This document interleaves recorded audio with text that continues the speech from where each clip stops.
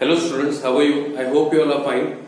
In yesterday's session we have discussed about the tissue, types of tissue, and we have also discussed in detail about the simple epithelial tissue. And depending upon various shapes, we have also discussed the different shapes of the epithelial tissue, that is the squamous epithelium, then cuboidal epithelium and columnar epithelium. And also we have seen their modification and the location of this type of epithelium. Now in today's session we are going to discuss about the another type of epithelial tissue, that is compound epithelial tissue, and we'll add one more epithelial tissue, that is called transitional epithelium. Okay, so apart from simple epithelium and compound epithelium, there is one more epithelial tissue that is called the transitional epithelium, that we'll also discuss here. So let's start with the compound epithelium, and on what basis this compound epithelium is further classified, that we'll discuss. Okay, what are the alternate names of this compound epithelium are. Okay, so let's start. Compound epithelial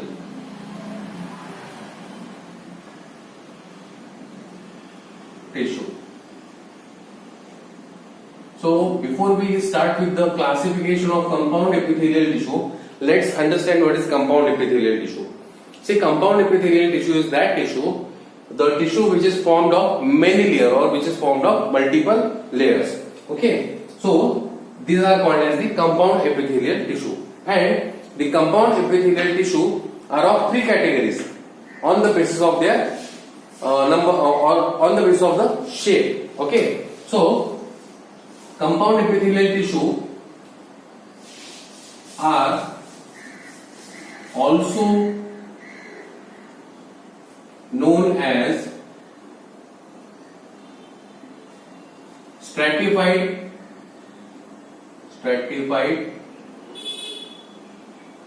epithelial tissue.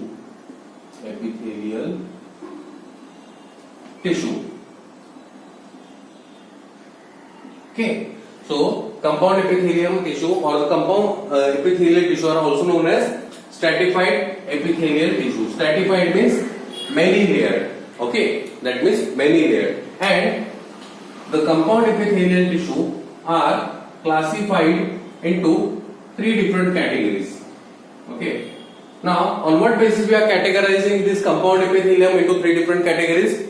On the basis of shape of the cells, okay, or shape of this compound epithelium. So in early session also we have discussed about simple epithelium, that is they are also classified into three main types, that is simple squamous epithelium, simple cuboidal epithelium and simple columnar epithelium. Here also the compound epithelium or the stratified epithelium can be recognized as stratified squamous epithelial tissue, then stratified cuboidal epithelial tissue and stratified columnar epithelial tissue.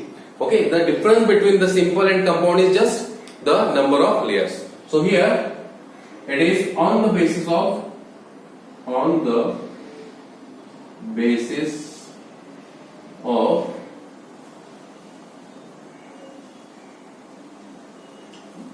shape.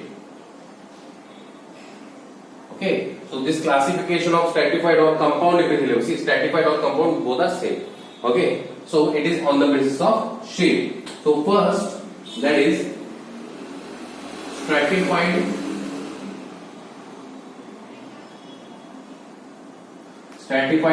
squamous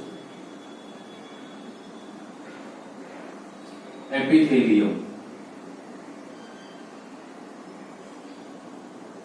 Okay, why we are calling stratified? Because they are multi-layered. Okay, so the epithelium which is seen over here, it is multi-layered. Okay, so let's write down the points about it. Cells are flat but in multiple layers.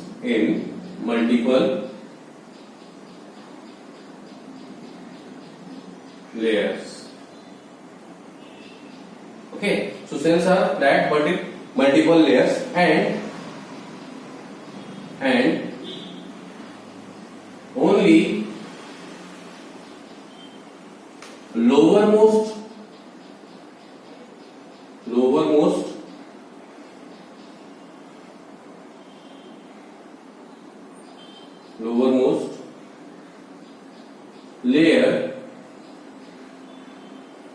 is resting on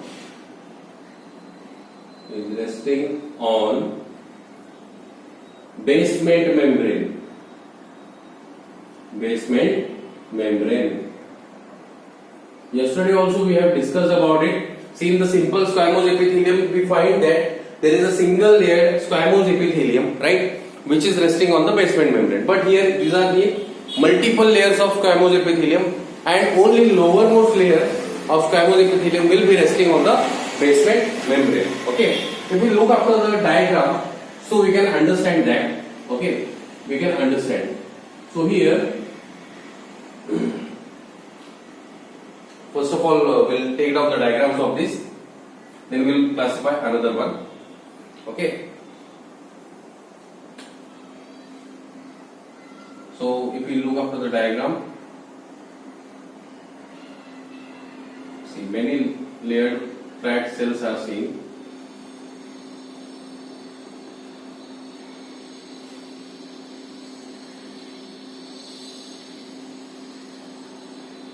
Okay, so these are the flat layer or the squamous epithelium, multi-layered, okay, having the prominent elongated nuclei,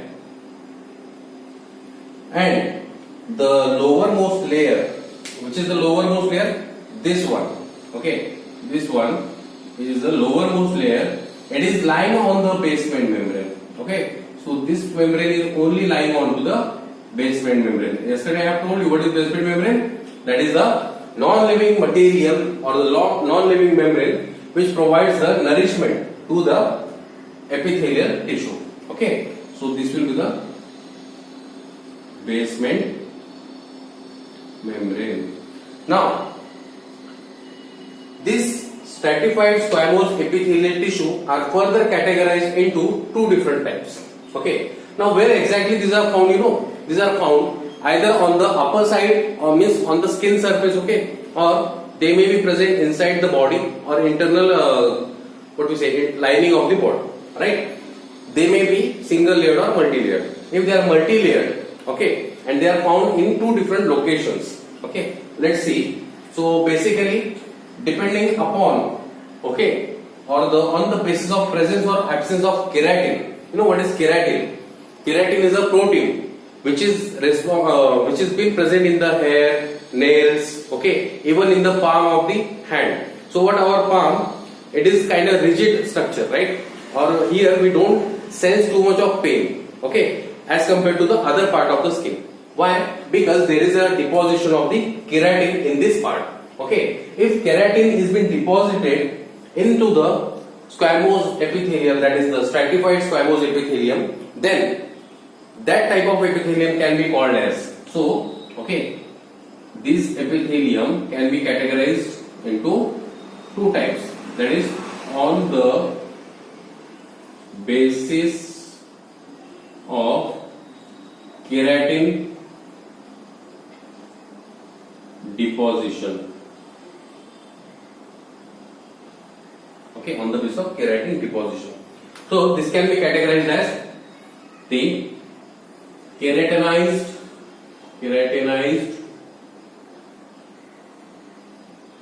squamous or keratinized stratified squamous epithelium. Okay, so keratinized means there is a presence of keratin, and that structures will be kind of hard. Okay, so where exactly such keratinized stratified epithelial tissue are located in the body? They are located in the palm. Okay, location, or you can write example palm. Okay, then sole. Okay, and other skin.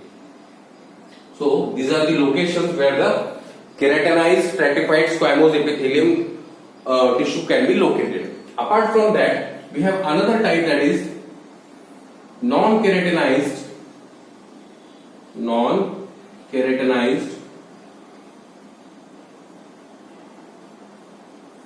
stratified epithelial tissue. So where exactly this non-keratinized stratified epithelial tissue are present? See, as we have seen, these are present on the palm, sole and the skin. Okay, but what about non-keratinized? They are present in the cornea of eye,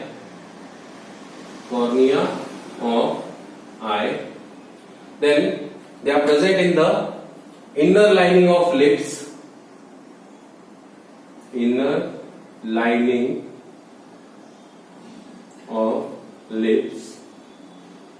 okay. Then they are also found in the foreskin of penis. Then they are also found in the vagina, that is the female reproductive organ. Okay, and they are also found in the anal canal. So the tissue which are present in this region, they are non-keratinized. Okay, so they are kind of smooth squamous or stratified squamous epithelial tissue. Okay, so this is about the compound or stratified squamous epithelial tissue. I hope you have getting this. Okay, so I will rub this part and we'll move further to see other types of epithelium. Okay. You can pause the video and note down the points.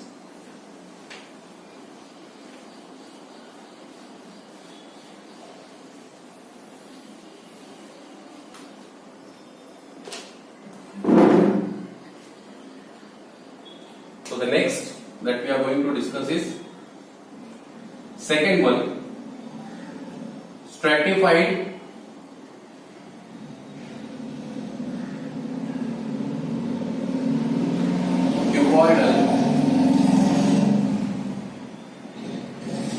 cuboidal epithelium.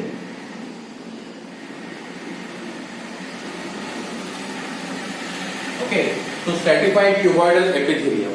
Now it will be similar to the cuboidal epithelium, but there are multiple layers of the cuboidal epithelium, and the lowermost cuboidal epithelium layer will be resting on the basement membrane. Okay, so here we will write cells are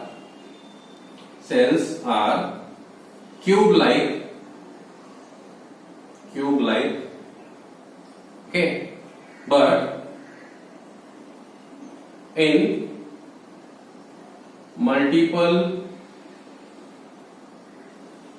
layers,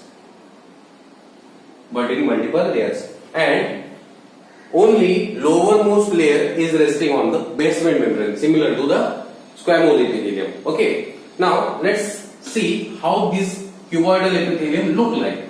Okay, so if we draw the cuboidal epithelium, okay, so this will be the lowermost part.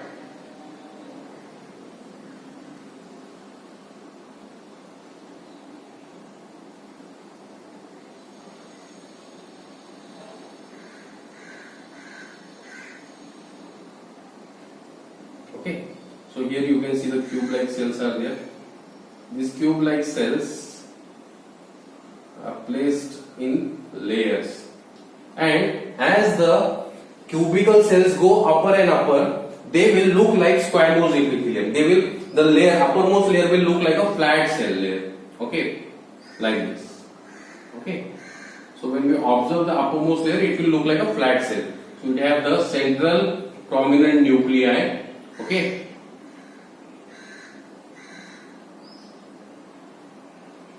we have the central prominent nuclei, and the lowermost cell or the layer is resting on the basement membrane.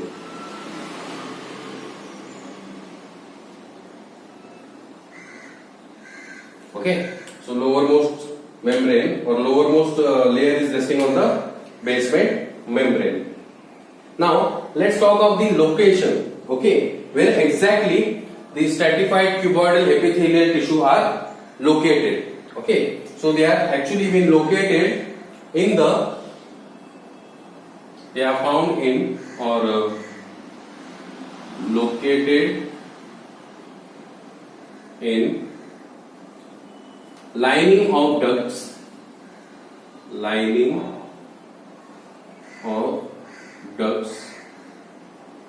okay, then salivary glands,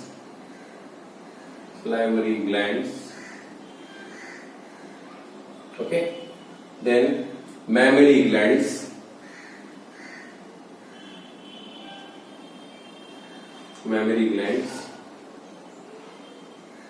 okay, and pancreatic duct.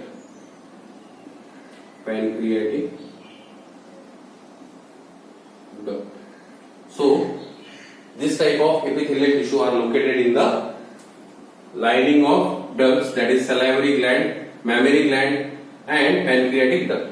Okay, so that is the location of the stratified cuboidal epithelial tissue. Okay, I hope you are getting this. It's very simple. Okay, so you can pause the video and note down these points.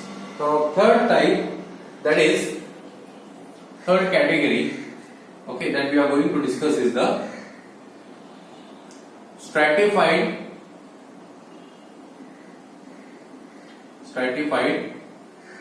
columnar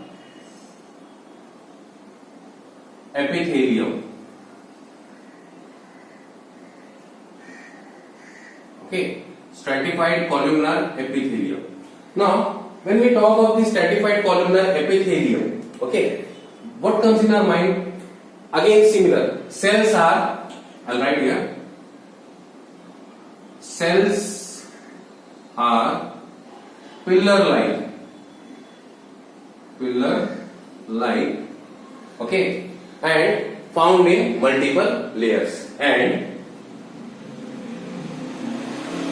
formed in multiple layers.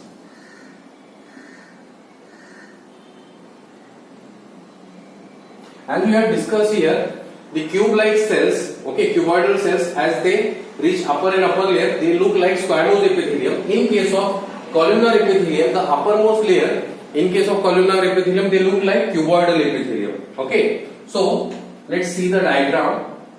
So these are the pillar-like cells.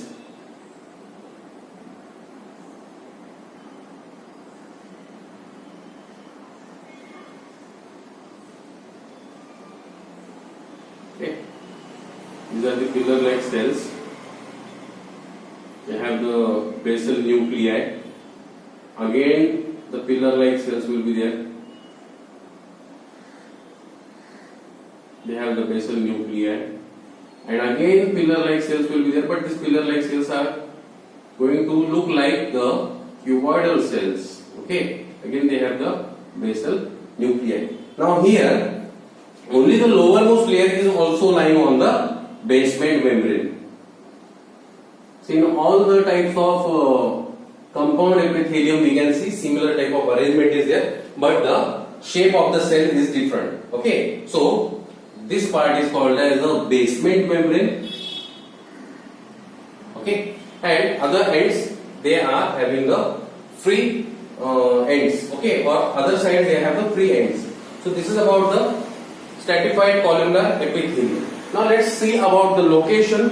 Okay, where exactly this stratified columnar epithelium are located. Okay, they are located in the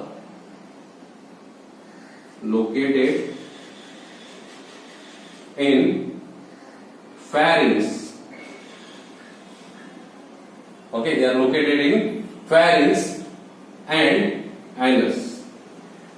So in pharynx, when we swallow the food material, okay, sometime due to a hard food material, there will be rupturing of the pharynx region. Okay, at that place, this type of columnar epithelial tissue or multi-layered columnar epithelial tissue are present. And what they do, when one of the layer is ruptured, they will replace that layer by the new layer of columnar epithelium. Okay, so they provide the protection to the internal tissues. Okay, and also found in the anus, as due to some digestion, improper digestion, sometimes the stool or the excretory product will be harder. So that hardness of excretory product may cause damage to the anus. So what? There is also presence of such a stratified columnar epithelial tissue. Okay, so this is about the compound epithelial tissue. Next that we are going to discuss is about the some special type of epithelial tissue, okay, that will include the pseudostratified epithelial tissue and the transitional epithelium. Okay, so we'll discuss about it. So you can pause the video and note down these points.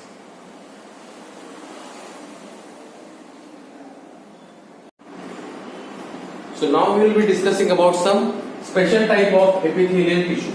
Okay, so we'll write here what are the special type of epithelial tissue. So some special type of epithelial tissue. Okay, some special type of epithelial tissue. Okay, so here there are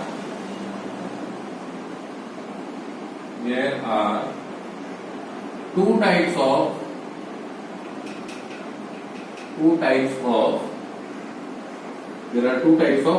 special epithelial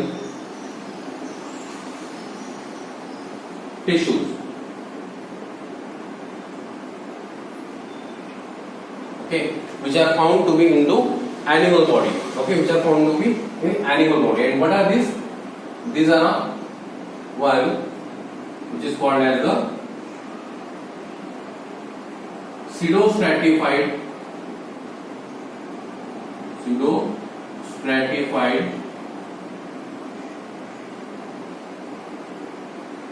epithelium.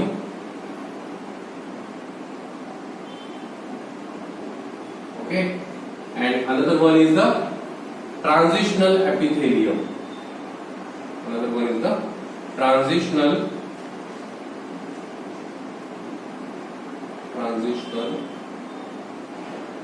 epithelium. Okay, so here we'll be writing the points of the pseudostratified epithelium. We'll understand it. Okay, then we'll look after the transitional epithelium. So pseudostratified epithelium, they show false impression.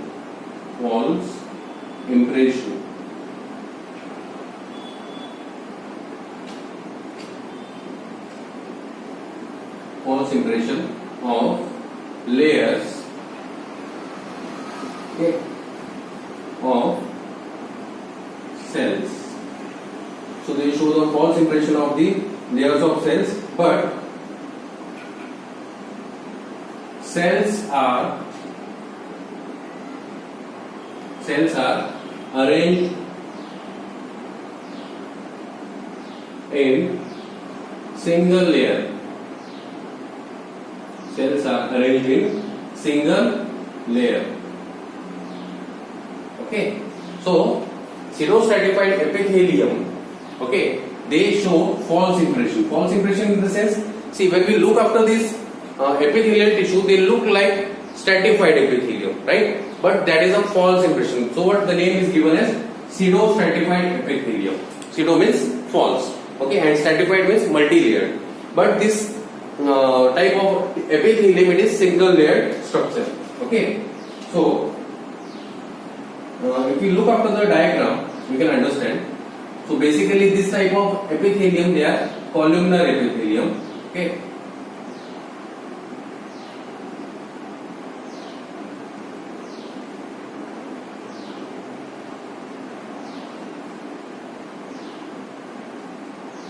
look after the diagram, you can understand why we are calling this type of epithelium as pseudostratified.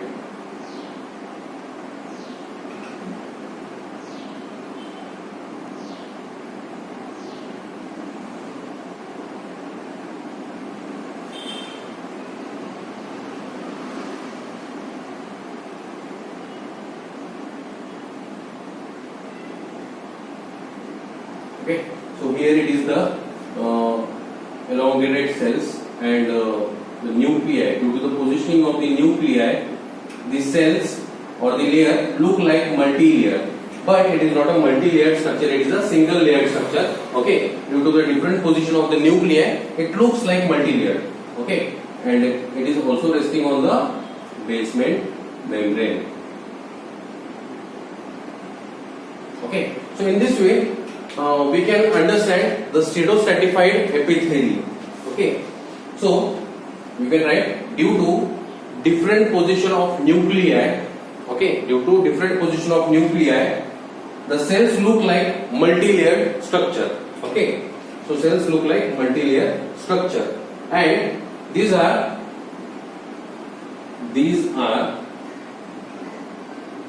generally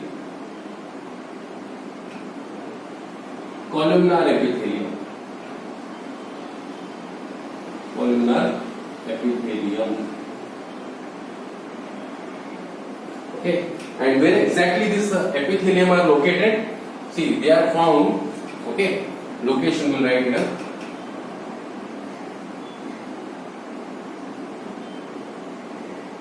So they are located in upper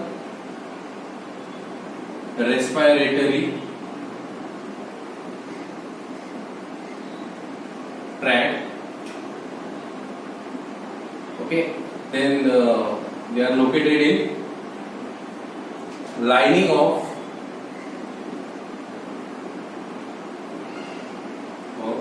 vas deferens.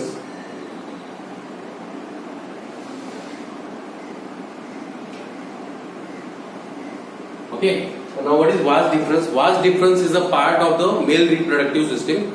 Okay, so vas deferens, vas efferens are the part of male reproductive system. Okay, and it is present in the lining of the vas deferens. And third, it is also found in the epididymis. Epididymis.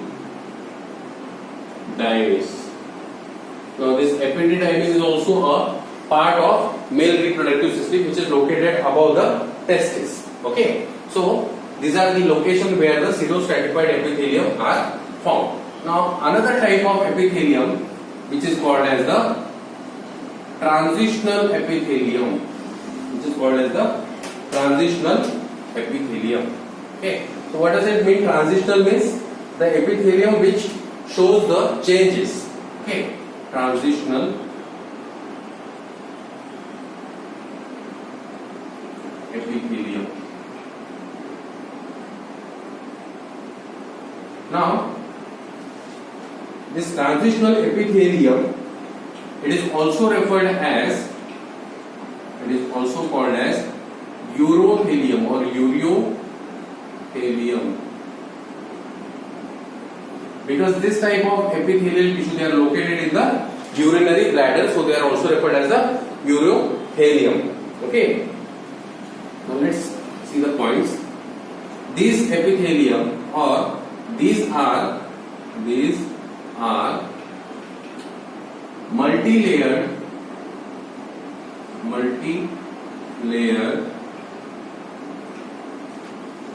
and these are multi-layered and found in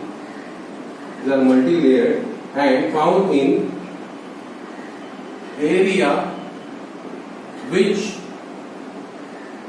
undergoes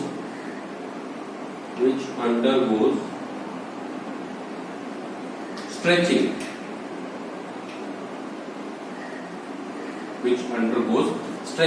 So generally, which part of the body undergoes stretching? That is the belly part.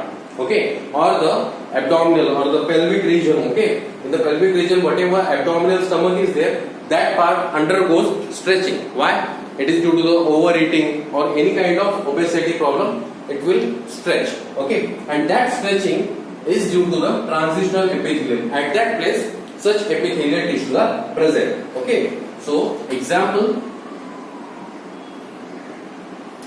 urinary bladder,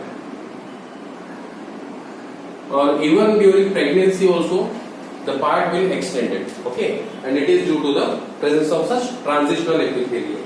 Okay, so what happens when such transitional epithelium, okay, is undergoing change.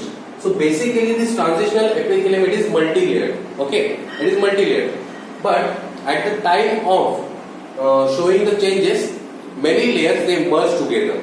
Suppose okay, this is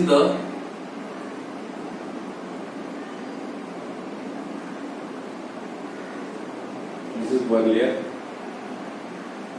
okay, this will be, I will draw with another ink, okay, so it will be clearly visible to us. Suppose it is another end or another layer, okay, again here one more layer, and again here one more layer.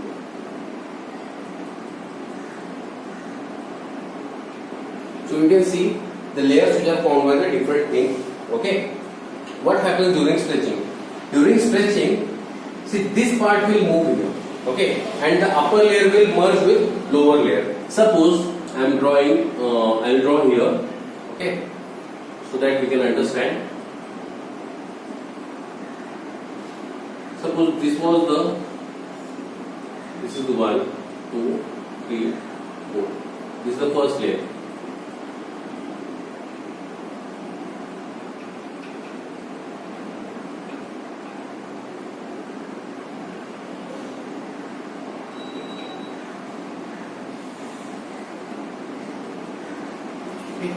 And the upper layer is, suppose here it is merged, okay, again this part here it is merged, and finally we are having one more part of this upper epithelium. That means what happens when such epithelium they come together, they will form a single layer, right? And that is called transition or the change, okay, and such transitional epithelium lead to the stretching of the skin, okay. So this is about the some two types of special epithelial tissue, that is the pseudo-stratified epithelium and the transitional epithelium, okay. I hope you have got all this information. If you have any kind of difficulty in understanding these points, you can ask me, okay. Now we'll move to the another point in the epithelial tissue, that is the glands, okay. So we'll discuss about it. You can pause the video and note down the points.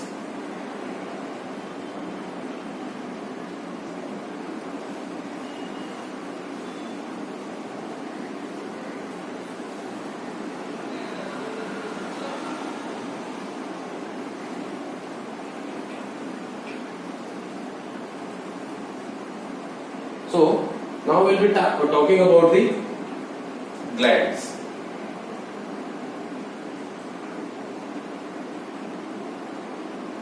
Now what are glands? See, glands are also a part of epithelial tissue, because most of the glands are most of the epithelial tissue, they are glandular also, okay. So what are glands basically? Glands are the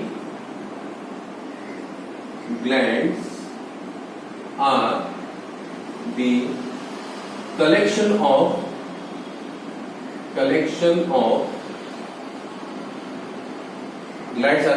of cells which are normally secretory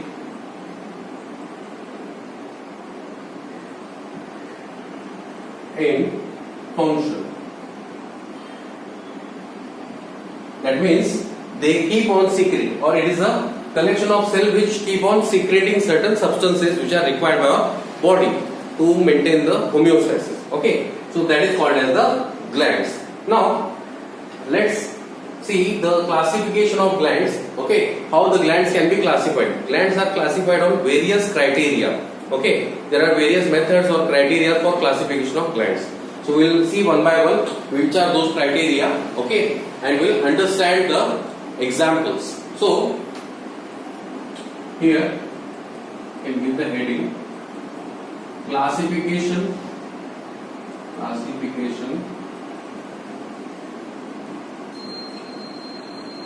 of glands.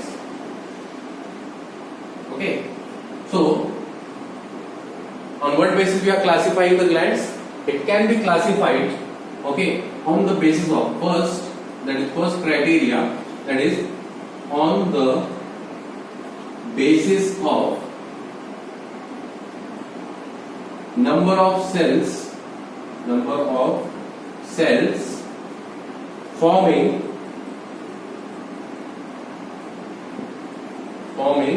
gland.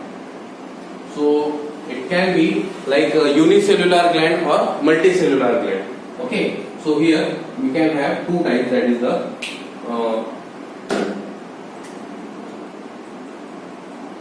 unicellular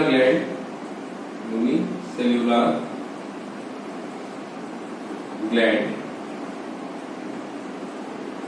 and another one is the multicellular gland.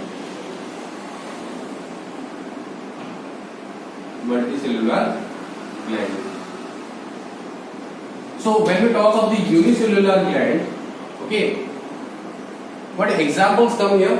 See, if the gland it is made up of single cell, okay, there are some glands which are composed which are made up of single cell only. Okay, that can be the example of goblet cell.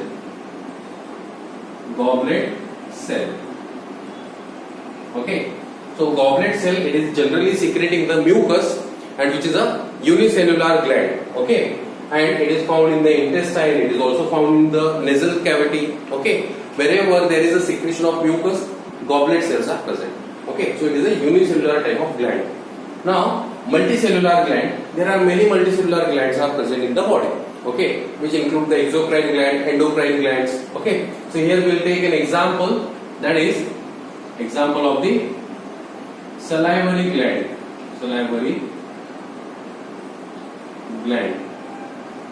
Okay, so this is one of the basis of classification. Okay, that is on the basis of number of cells forming the gland. Okay, the next second basis of classification is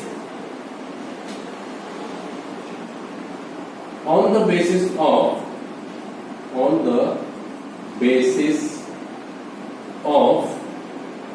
type of secretion.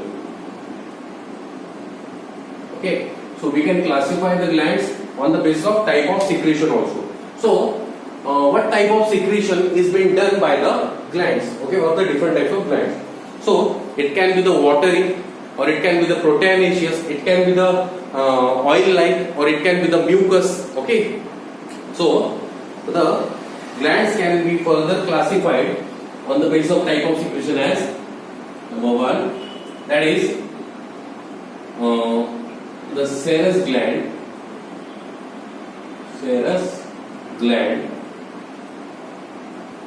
What is meant by serous gland?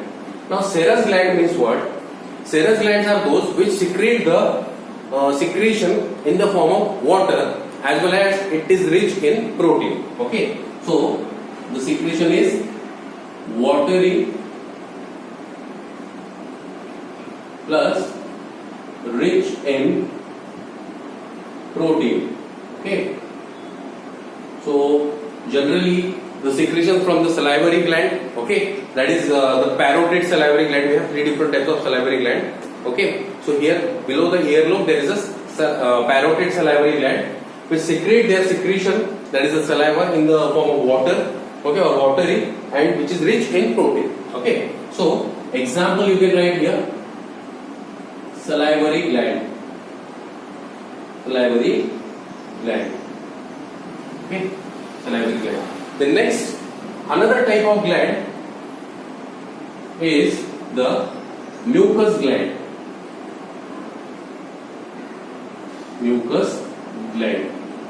So the secretion is sticky substance. Okay, that is generally the mucus which has been secreted within the body and which provides the protective lining to the internal organs. Okay, so example under mucus gland can be the goblet cell. Okay, so wherever mucus comes, there goblet cell will also. Then next, we have one more type of secretion, Okay, or one more type of gland under this on the basis of type of secretion, that is the sebaceous gland. Now what is sebaceous gland? See, sebaceous gland are associated with the release or the secretion of the sebum. It is a kind of oil, okay, which is being secreted outside the body. So here on the facial surface we can see there will be deposition of oil when we wake up in early morning or after a sleep. Okay, what is that oil? That oil is nothing but a protective layer, or it provides the protection to our skin. Okay, you can also see such type of some advertisements are being given in the television that are showing the oily skin and all. Okay, that oily skin means what? There is a secretion of sebum. Okay, so you can write here sebaceous glands or oil glands. Okay, so these are the two criteria on what basis we can classify the glands.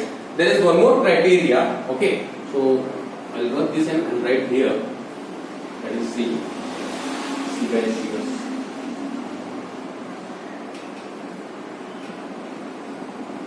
So here the third, that is the another one or another criteria, that is mode of secretion. Mode of secretion. Now how exactly these type of glands they secrete their secretion? Okay, so that we are going to discuss here. And then on the basis of mode of secretion, the glands can be categorized into three different categories. So one which is called as the holocrine gland. Now what is this holocrine gland? See, some glands are there which rupture entirely, okay, for the release of their secretion. So such type of glands are called as the holocrine gland. Apart from this, some glands are there, okay, which do not rupture at all throughout the life. Such type of glands are called as the merocrine gland. And one more type is there. Here in these glands only the tip part of the gland is ruptured, okay, for releasing the secretion. And such type of glands are called apocrine gland. So holocrine, here you can write whole cell or whole gland ruptures. Okay, whole gland ruptures to secrete secretion, whatever secretion it will be. Okay, and example for this is the oil gland. Oil gland. Okay, that is the sebaceous gland. Okay, so sebaceous gland ruptures totally to secrete the sebum, that is oil, onto the surface of skin. Then apart from this we have another type, that is merocrine gland. Merocrine gland. So merocrine gland, they do not rupture at all, okay, but how they secrete their secretion? By means of diffusion. So they secrete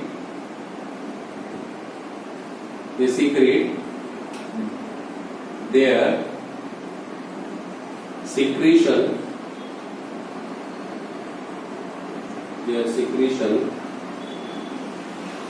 by diffusion.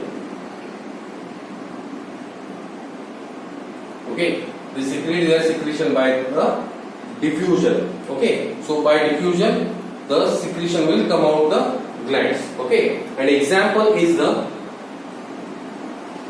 salivary gland,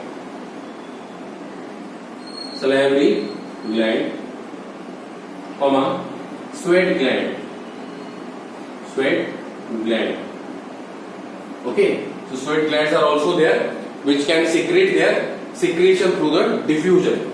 And finally we have the third, I am writing here, okay, that is the next, that is apocrine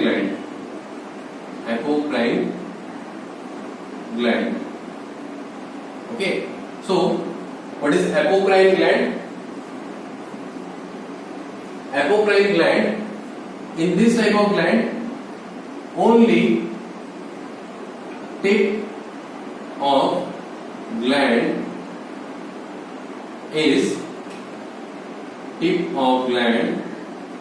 is ruptured.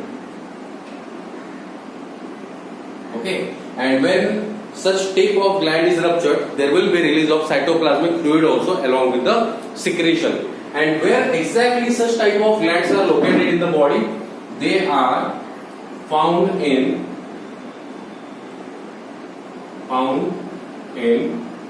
armpits, okay, then groin area,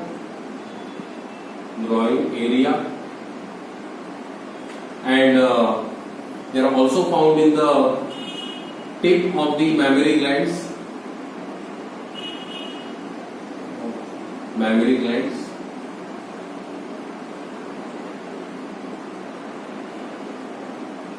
Okay, so armpits in the sense at the armpits, okay, this type of cells or glands are present which rupture at the tip, okay, to release the secretion. And generally this, you can take an example of the sweat gland here, sweat glands. Okay, so not all sweat glands are the apocrine, but those sweat glands which are found in the groin area. Groin area means wherever there is the presence of hairs on the body surface, that part is referred as the groin area below the pelvic region. Then next, in the armpit also we have the sweat gland. Here the sweat gland, they rupture and they release the cytoplasm. Okay, so this is the one of the method of, or one of the criteria for classifying the glands. Okay, few more criteria are there that we'll discuss in the next part. Okay, if you have any kind of difficulty in understanding all these points, you can ask me, okay, during the doubt session, or you can also ask me during the or you can ask me on the WhatsApp. Okay, so thank you.